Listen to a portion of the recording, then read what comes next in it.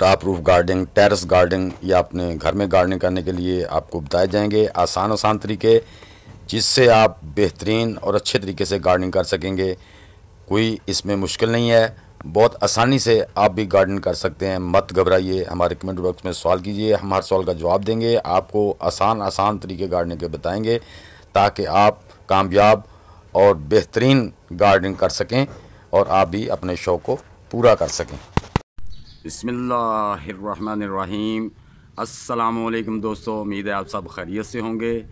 पहले नंबर पे तो आप सब अहबाब का मैं तहे दिल से मशकूर हूँ कि आप लोगों ने मुझे इतना प्यार दिया और आप भी दे रहे हैं। और माशाल्लाह मेरा चैनल जो है ना वो मोनेटाइज हो गया है। असल में मुझे उसका इतनी खुशी नहीं जितना आप लोगों का प्यार जो मुझे सुकून देता है, आपके कमेंट्स देते हैं। दोस्तों दरअसल मैं कोई लाहौर का रहने वाला नहीं हूँ, मैं जो है ना देहात का रहने वाला हूँ। यहाँ मुझे 30+ ईयर हो गए हैं, अब तो खैर लाहौर का पक्का ही हो गया हूँ।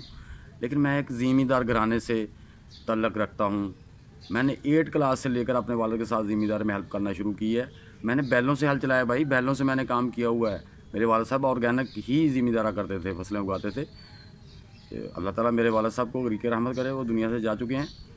तो मुझे कहते थे कि बेटा हल बैलों से ऐसे चलाओ जैसे आप अपनी कापी पे या तख्ती पे स्केल के ज़रिए लाइनें लगाते हो, ऐसा ज़मींदारा करते थे। ज़मीन को लेवल कैसे करना बैलों से मैंने उनसे सीखा था। तो दोस्तों मैंने लाहौर आके भी, क्योंकि मेरे खून में शामिल था ये ज़मींदारा, कुछ ना कुछ 4-5 गमले रख के उसमें कुछ ना कुछ लगाता रहता था। तो ये असल में ज़मीन में लगाने का और गमलों में लगाने का बहुत फ़र्क है, इसमें डिफरेंस है। गमलों में केयर ज़्यादा करनी पड़ती है। तो ये जो चीज़ें हैं ना, तो ये मैं करता रहूँ। उसके बाद मैंने मैट्रिक करके जॉब कर ली, उसके साथ भी मैं ज़मींदारा करता रहूँ। फिर मैंने ट्रैक्टर ले लिया, जॉब को छोड़ दिया, पूरा फोकस ही मैंने ज़मींदारे पे कर दिया। तो 92 तक मैंने ज़मींदारा जो, उसके बाद मैंने छोड़ा। 92 तक मैं ज़मींदारा करता रहा हूँ। तो उसके बाद मैं अपने वालिद साहब के कहने पे लाहौर आ गया। RSC का मेरा काम है, वो मैं करता हूँ। तो मेरा नंबर अक्सर लोगों के पास होता है, इस वजह से मैं जब व्हाट्सएप पे अपनी कोई चीज़ काटता था, यानी कि कोई सब्ज़ी लगाई है, कोई लेमू का पौधा है, कोई ऐसा, या उसका ना व्हाट्सएप पे दे देता था।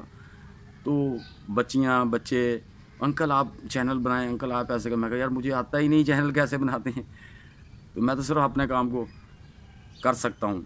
तो वो फिर उन्होंने बताया मुझे, जैसे भी कर आगे कुछ मैंने स्ट्रगल की तो चैनल बन गया। और वीडियो भी देने, पहले मेरी आप वीडियो देखेंगे उसमें मुझे थंबनेल या कुछ भी बनाना नहीं आता था। और मैंने कैमरा मैंने भी खुद ही करता हूँ, सारा काम खुद ही करता हूँ। मेरे कहने का मकसद ये है कि आप भी कर सकते हैं। आप किसी भी काम करने का इरादा कर लें तो इंशाल्लाह अल्लाह की मदद शामिल हो जाती है, वो काम हो जाता है। अगर आप डरते रहेंगे, कभी आगे कभी पीछे, कभी आगे कभी पीछे, तो फिर कोई काम नहीं होता। इसी तरह गार्डन है, अगर आप दिल से और शौक़ से करेंगे, मुश्किलें आती हैं हर काम में, कोई भी काम है उसमें मुश्किलें ज़रूर आती हैं, लेकिन जो मुश्किलों को फेस करते हैं वही आगे बढ़ते हैं। जो भी दोस्त अहबाब, ख़वातीन हज़रात गार्डनिंग, नया गार्डनिंग करना चाहती हैं, वो मुझसे सवाल पूछें, कमेंट बॉक्स में लिखें, मैं इंशाल्लाह उसका जवाब दूंगा। ये मुश्किल नहीं, मैं आपको सादा तरीके बताऊंगा, आप बेहतरीन गार्डनिंग कर सकते हैं, कोई मुश्किल नहीं है। पाकिस्तान की आबो हवा, पाकिस्तान की मिट्टी बहुत सेहतमंद है, बड़ी ज़रखेज़ है। बस इसमें चंद एक चीज़ें जो घर में आप बना के उसमें डाल दें, आपकी बेहतरीन गार्डनिंग होगी। बस थोड़ी सी इसकी केयर और लुक आफ्टर आपको करनी पड़ेगी, उसका ध्यान रखना पड़ेगा। तो दोस्तों बहुत सी मेरी बेल की सब्ज़ियाँ जो थी, मेरी तबीयत ख़राब होने की वजह से मैं उनके लिए जाल ना लगा सका। तो मेरे कद्दू की बेलें, खीरे की बेलें, वाटरमेलन दुआने की बेलें, फुट की बेलें और खरबूजे की कई बेलें जो थी, वो लाहौर में जो तेज़ आंधी आई ना, उसकी वजह से वो घूम के उनकी बेलें डैमेज हो गई। और आप मेरी पुरानी पीछे वाली वीडियो देखेंगे तो उन पर माशाल्लाह बहुत ज़्यादा फ्रूट लगा हुआ था। जो कद्दू थे उस पर भी एक बेल पे 5-6 थे, जो छोटी थी उनमें भी 3-3 4-4 थे। ऐसे ही वाटरमेलन पे भी बहुत सा फ्रूट था। फुटें भी माशाल्लाह मैंने वीडियो में दिखाई थी, इतनी बड़ी लगी हुई थी, लेकिन वो तेज़ आंधी की वजह से घूम के वो सारी डैमेज हो गई, उनकी जो वेन थी वो ख़राब हो गई। तो दोस्तों कुछ तो मैंने फिर वो ऊपर से काट दी, वो बेल चल गई, कुछ जो जड़ों से हिल गई थी वो नहीं चल सकी। तो इसलिए इन अपने केयर जो है ना वो बाद में बहुत ज़रूरी है। लेकिन मेरी तबीयत की वजह से वो मेरा सारा जो था ना गार्डन, जिसका मुझे बहुत दुख हुआ, लेकिन अल्लाह ताला के काम में कोई मुदाखलत नहीं कर सकता। तो कुछ तो माशाल्लाह मेरी चल गई हैं, कुछ जो हैं वो नहीं चली। ये देखें, ये मेरी बास्केट में ये वही बेल है जो मेरी, ये देख रहे हैं, ये वो बेल है जो मैंने, ये पुट की बेल जो बता रहा था, इसके साथ पुटें 2-3 लगी हुई थी। और ये देखें, ये मेरी, ये जो है ना, ये खीरे की बेलें थी, ये देख रहे हैं, ये नीचे वाले बैग में इसमें 4-5 थी, ये कुछ थोड़ा सा बच गई है। ये यहाँ से डैमेज हुई थी, ये देखिए यहाँ से डैमेज हुई थी, तो इसको मैंने यहाँ से काट दिया, तो ये अल्हम्दुलिल्लाह दूसरी ब्रांचेस निकल आई हैं और ये चल रही है, ये चल रही है।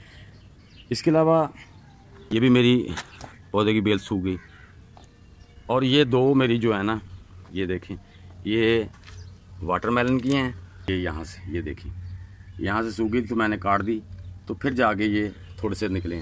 और ये माशाल्लाह ये काटी थी, ये देखें ये यहाँ से सारी डैमेज हो गई थी, और ये भी देखें मैं इसे लगा रहा, ये यहाँ से भी टूट गई थी, ये देख रहे हैं।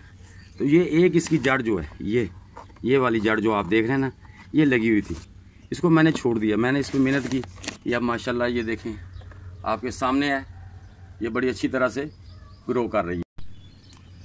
और बाकी ये देखें मेरे जो बैंगन है, ये देख लें माशाल्लाह, मेरे इतने बड़े ग्रो बैग नहीं हैं, लेकिन इसमें मैंने इसको न्यूट्रन पूरे दिए। देखें जैसे ज़मीन पे होते हैं माशाल्लाह कितने कितने बड़े हैं। ये मैंने अभी परसों ही बैंगन तोड़े हैं, ये देखें माशाल्लाह और लग रहे हैं, इसी तरह इन पौधों में भी लग रहे हैं।